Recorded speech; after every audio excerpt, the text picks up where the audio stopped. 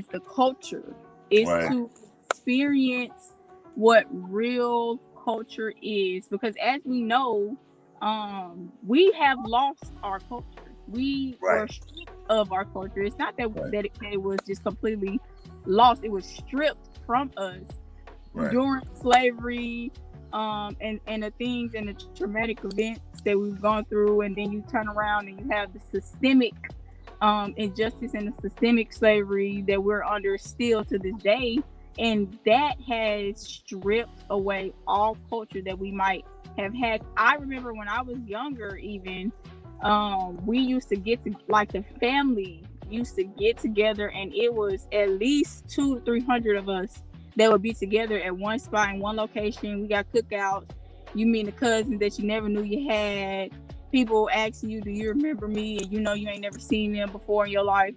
And as I've gotten older, that I've seen that stopped. And nobody else, none of my friends' families are doing it.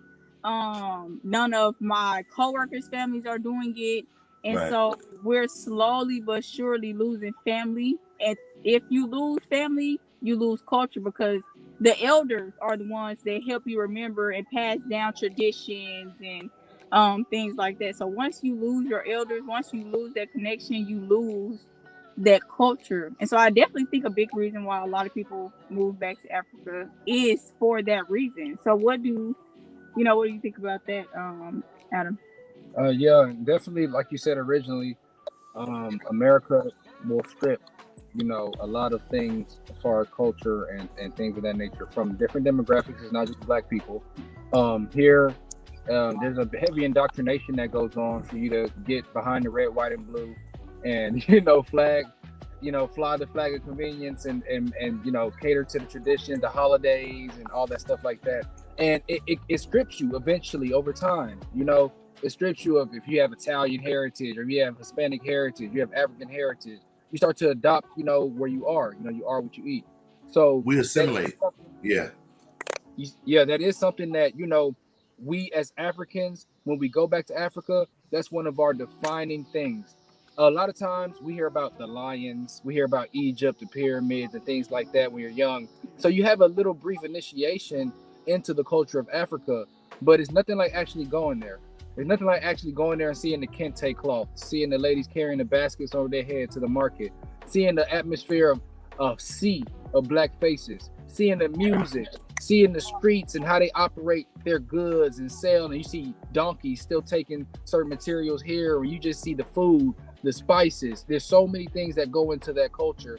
And like Will was saying, there's something in us that calls us spiritually back to that. Even though it was stripped from us, it's still inside of us, because Black people, we've been in Africa for thousands and thousands and thousands of years. So Right. genetically, it's in us to come back. It's in us. That culture is in us, from hip hop music to our drums that we have in the music, to even like Mzadi said, how she used to meet up with her family members. That's something that they still do today in Africa. In America, it's more of a traditional thing than a cultural thing, because the cultural aspect has been stripped. So now it's just traditional for us to meet up and barbecue with each other and things of that nature. But culturally, we still do that in Nigeria. We still do that in Ghana. There's empires that people don't even speak about or know about. They think that there was only the empires in Europe. That was the only empires people really know about. But there was Ghanaian empires, there were Southern African empires, Western African empires. There was more empires in Africa, more than likely, than anywhere else in the world, just because of the amount of time Africa has had civilization. So if you want to speak about culture, you can't have that conversation without putting Africa in it. Right. Right. And I just want to touch really quick.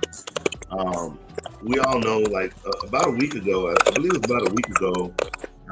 And if anybody has any questions, we'll have the video up that I'm about to talk about right now. And this video, this is from the channel, the New Africa channel. And we will also welcome any correspondence they may want to have with GCO Network as well. But we got this information in this video from the New Africa channel. And this is President Museveni of Uganda, and he's apologizing to African descendants for slavery. And a lot of people really didn't understand how powerful that was, right? That means that somebody in this position is recognizing the transatlantic slave trade, how it came about, what happened, who it affected, what were the ramifications long term to us from that, how we were ripped from Africa, stripped of our culture, our name, our religion, our everything that we know to be true as to who we are, and even our ancestors. You know, so but again, this video is it's about 5 minutes and I think 22 seconds, and President Museveni apologizes to African descendants for slavery. And I think people need to really go and check that.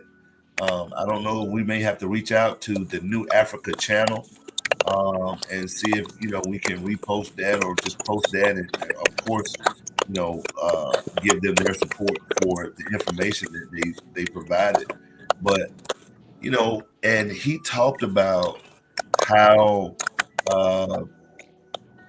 some African nations were complicit in the slavery, just not knowing, just not fully understanding what was happening or the impact of what was going to happen and Yes. the longevity of it, right?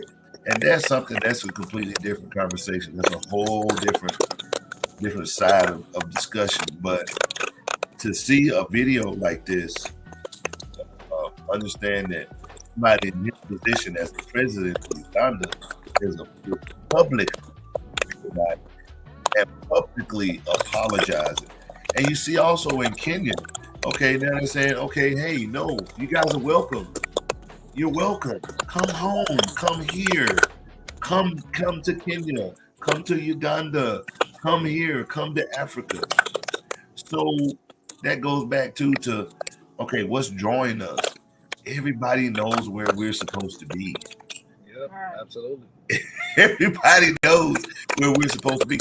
People say, I don't know if I'm gonna get kicked off the channel for this, but people know the impact. Can you imagine? Let's just say, and this is how important we are to the Western economy. Let's just say 20% of us left.